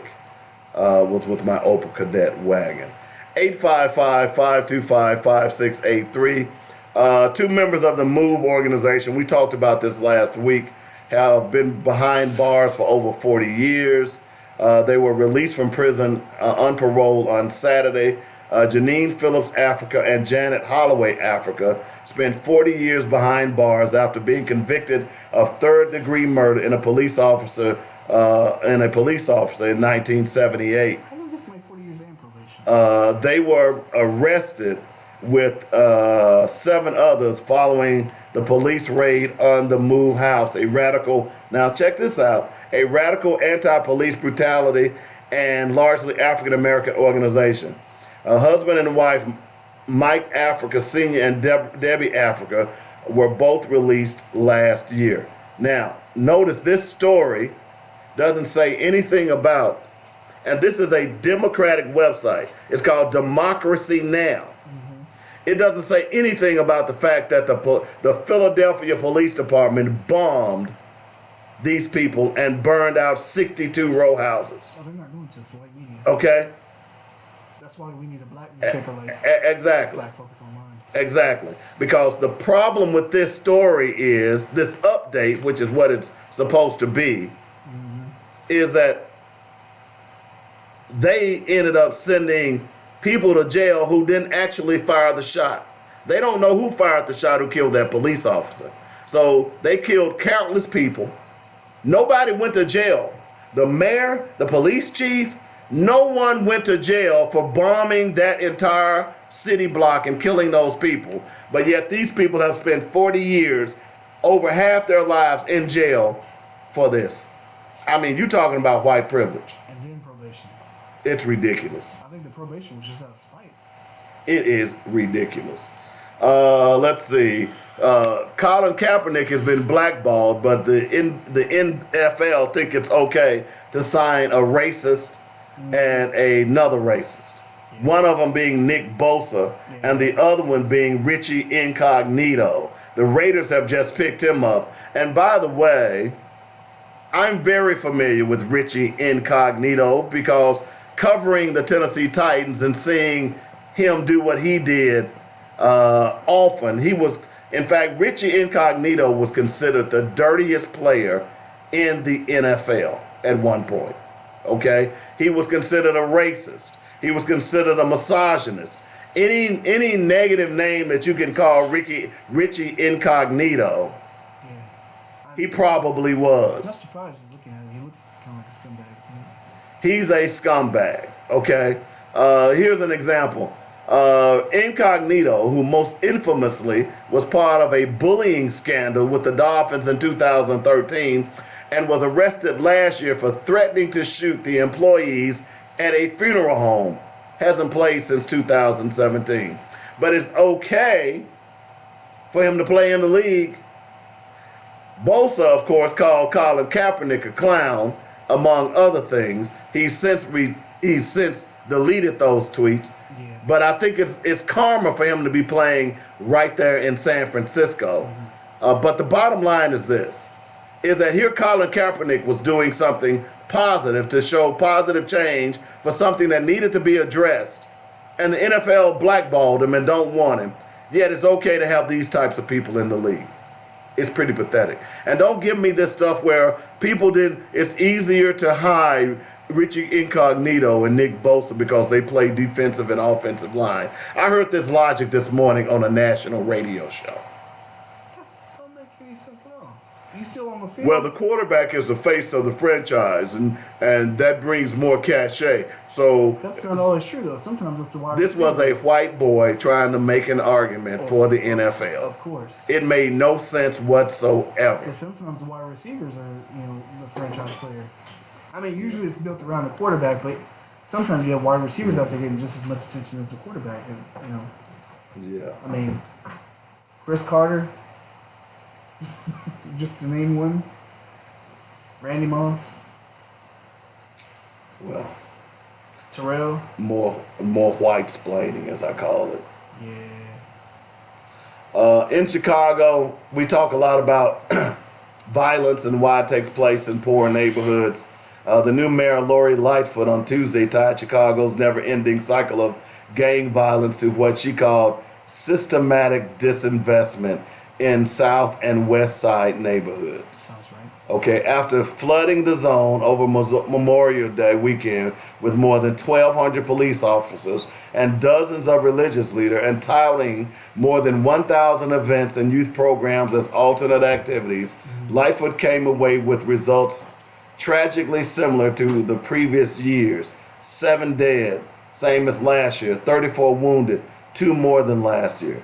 That's apparently why Lightfoot is now attempting to lower the bar that she herself raised by putting so much of her political capital on the line over Memorial Day weekend. You can't put cops in there. That's not going to fix nothing. No. What you need is education. Jobs. It's going to come down to education, employment, development, and giving these kids some hope. And so basically what she's saying, giving them something to do with their time, to give them an alternative to what they're doing already. So basically what she's saying is that the city of Chicago, as they do around the country, have basically divested themselves from that area of the city. On purpose. Yep. So what they're hoping to do, that eventually the government will swoop in, repurpose the properties, move all those poor black folks to another area, and then they gentrify it. That's what they're hoping to do. So that's what she's basically talking about. And that's what you see all across the country. They're gentrifying, you don't know this area, but south of Wright Avenue, gentrification is in full effect right now. And black people don't know it. And the only reason gentrification happens is because black people move away. That's done by design. Black folks don't want to be around black folks. Exactly. Now, let's talk about your boy Tom Cotton. Let's talk about your boy Tom Cotton. Because I asked the question earlier, does Tom Cotton represent Arkansans? He does not. Okay? And typically you represent those who pay your bills. Yep. It's like your job. You represent your job wherever you go. It pays your bills. Okay? So let's look at a breakdown of what Tom Cotton, his main contributors are. Okay? Now, the caption to this graph is, why would non-Arkansans be so interested in financing Tom Cotton's campaigns? This is an idiot. He don't care about Well, when you look at which companies and groups are giving him money, the answer is clear. So Club for Growth gave him over $400,000. Goldman Sachs gave him over $150,000. Elliott Management gave him a little over $100,000. Stevens Group gave him a little over $100,000, and the Senate Conservative Fund gave him close to $100,000. Okay? Here are a couple of industries that give to Tom Cotton. Securities and investments, over 1.5 million, almost 2 million. Conservative groups gave close to 900,000. Real estate a little more than 600,000. Oil and gas 500,000. Those are the industries. Okay. Now, why am I bringing that up? Because Tom Cotton doesn't represent you. He's a puppet. All of those people are donating money to Tom Cotton. They are expecting Tom Cotton to follow their agendas. Notice in that group, now let me just look at this. And I need to be fair. Where's he getting his donations from? How much money do you think Arkansas donate to Tom Cotton? Give me a percentage.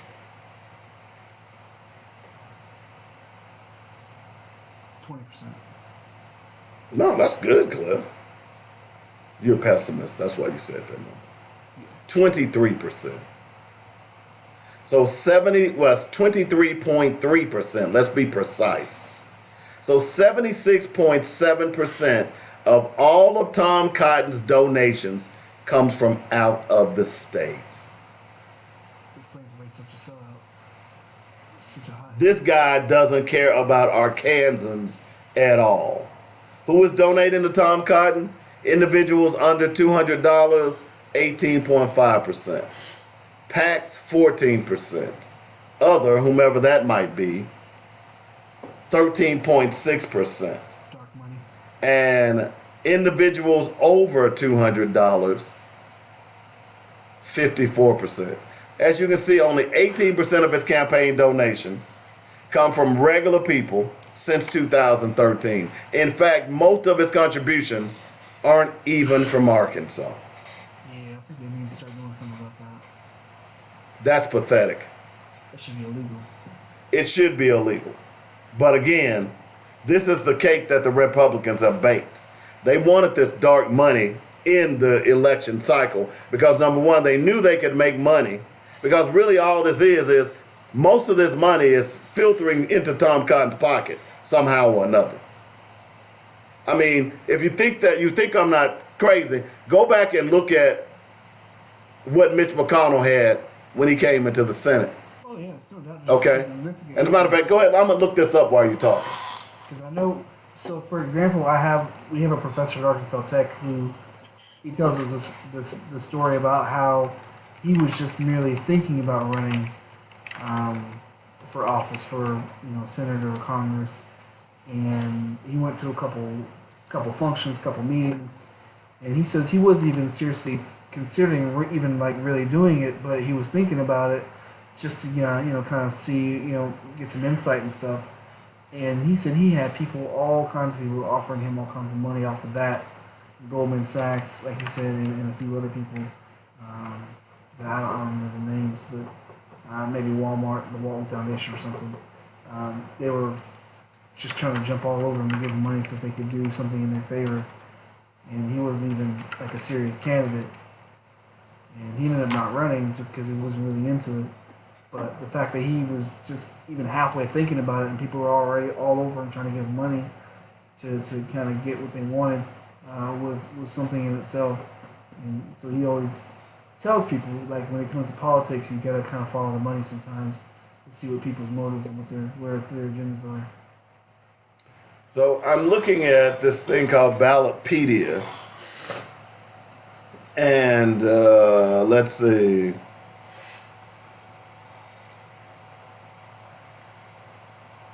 It gives you the top 10. So here's Susan Collins. She was elected in 1996. She had a net increase to today of 138%. So she is now worth $2,635,000. Okay, those are the top 10. Those are, let's see, there are Republicans and Democrats in this list, by the way. Okay, so you all know that.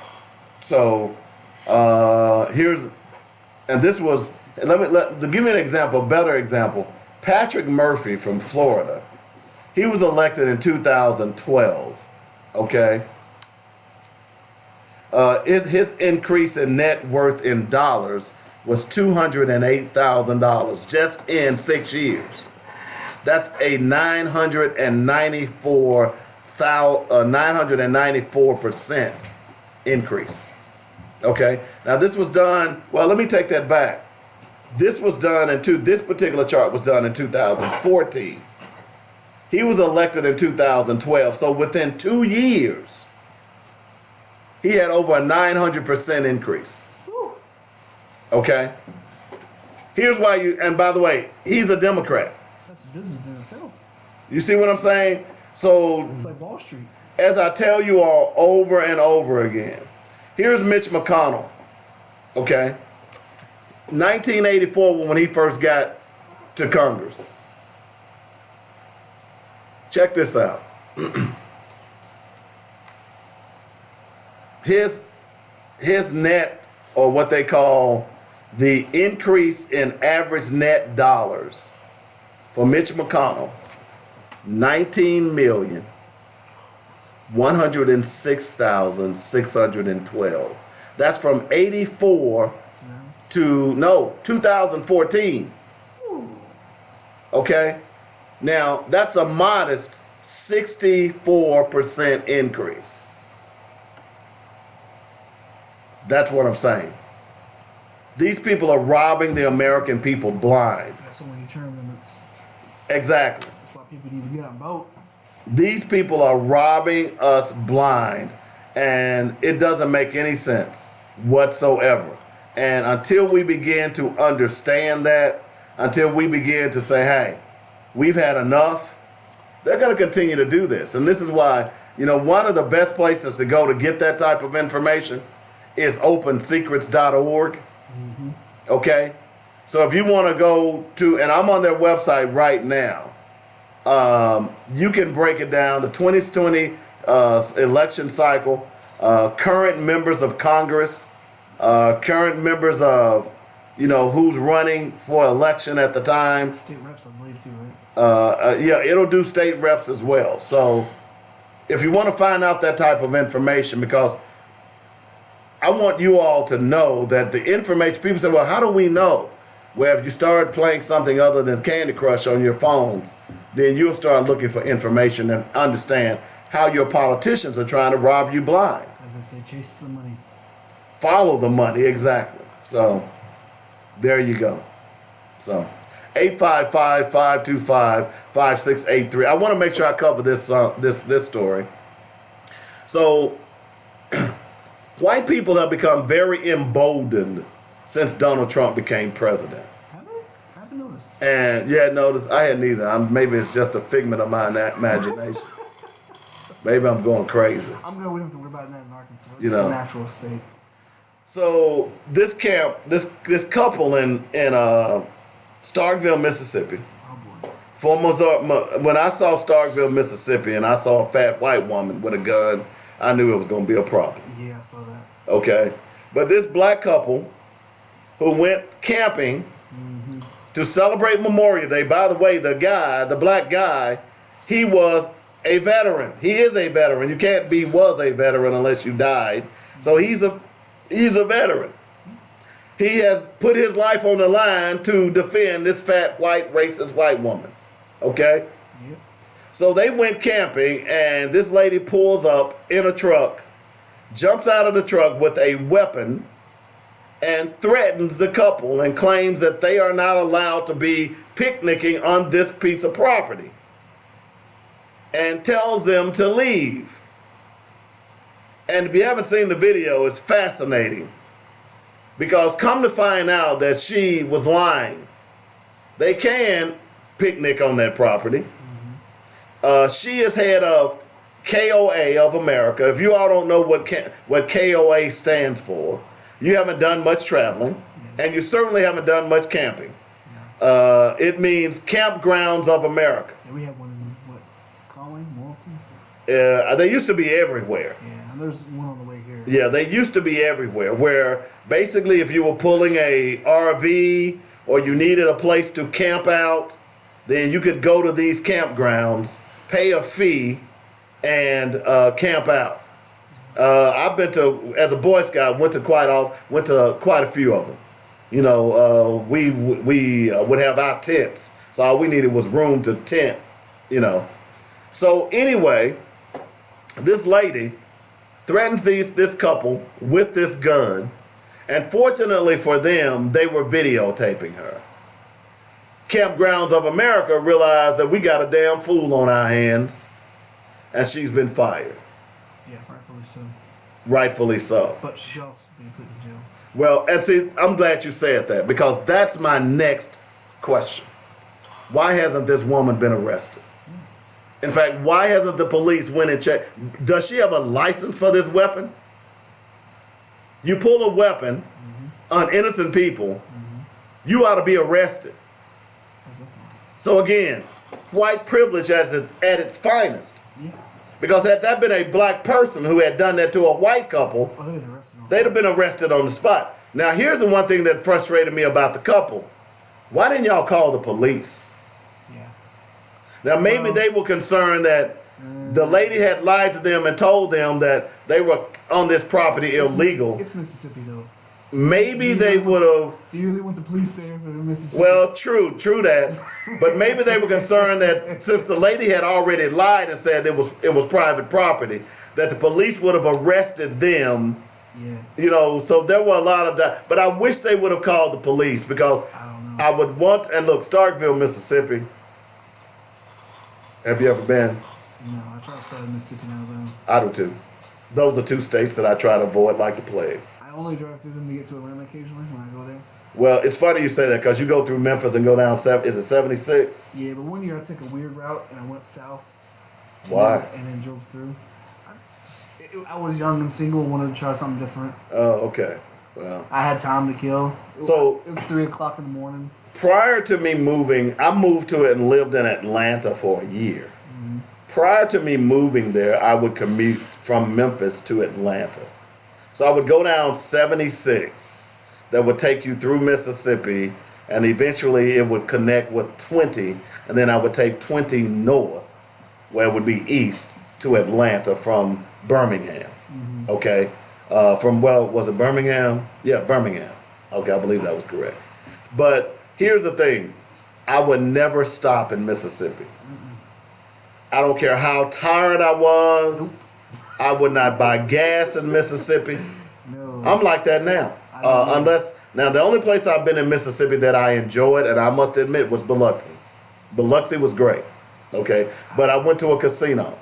And let me say that too. I do go to Tunica. I went to Tunica on my birthday, that's across the border from Memphis. They call Memphis the capital of Mississippi, by the way.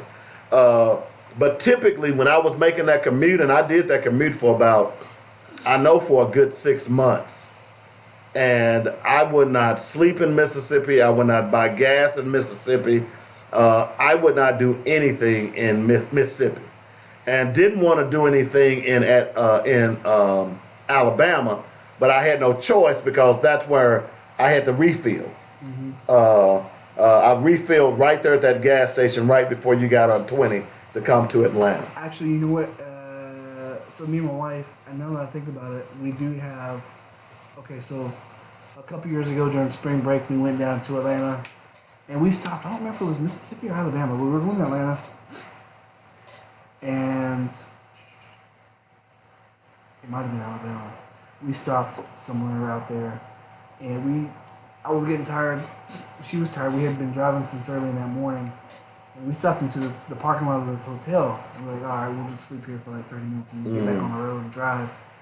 And the next thing we know, there's some crazy white lady like running around my car, yelling and screaming at the top of her lungs about we can't stay there and we got to get off of her property and this that, and the other. And she was going crazy like we had just tried to rob her or something. Just went completely psycho. Not surprised. I was like, man, we gotta get out of here. This lady right here, she really getting beat.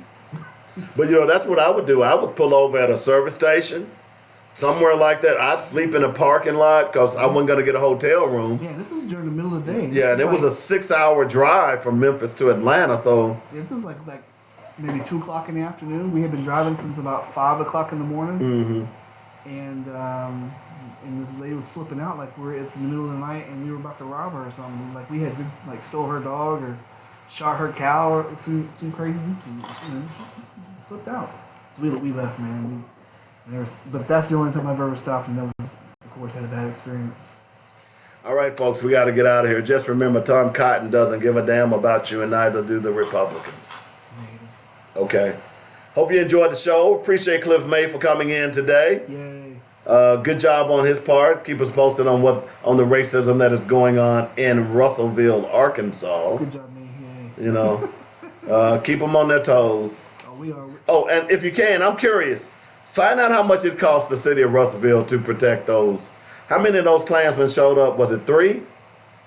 Where, at the university? At the university. Just 1. And he showed up an hour late. Okay, so find out what was the dollar amount. Because we had campus security there. There's at least 4 or 5 of them, and then we had city police there. Maybe it might have been another 3 or 4 of those guys. It was a lot of people there. I'd be curious to find out what that dollar amount is. See if you can. Yeah. Okay. All right, we got to get out of here, folks. We'll be back tomorrow. By the way, coming up Friday, Chris James is going to be in studio. Chris the Journey James. Yeah, we'll talk to Chris James. He's doing a great job over there with the House of Art. House of Art, and then he's been doing a lot of successful plays in Atlanta. They've been getting into the Atlanta play festival or whatever. It's so sad that people have to leave Little Rock in order to be And successful. that was one of the things that he talked about when I talked to him once. He had to leave Little Rock to get success in Atlanta, but I'm really happy for him. I talk to him every once in a while. He's a good guy. All right, we got to get out of here, folks. You got a quote? In the words of my mentor, Charles E. Robinson, wherever the mind goes, the body follows. Wow, that was deep. Here's mine, by James Baldwin. Well, if one really wishes to know how justice is administered in a country, one does not question the police, the lawyers, the judges, or the protected members of the middle class. One goes to the unprotected, those precisely who need the law's protection the most, and listens to their testimony. Ask any Mexican, any Puerto Rican, any black man, any poor person.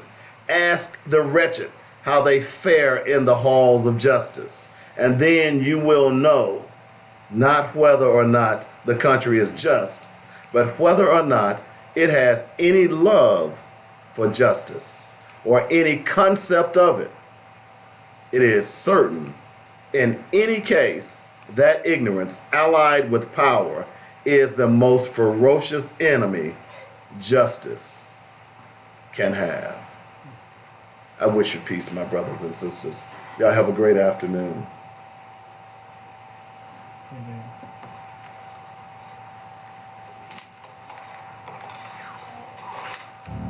Listening to Black Focus, where we discuss our issues, our solutions, and our voices. Join us every weekday afternoon. Thank y'all. Y'all have a great day. Thanks for listening.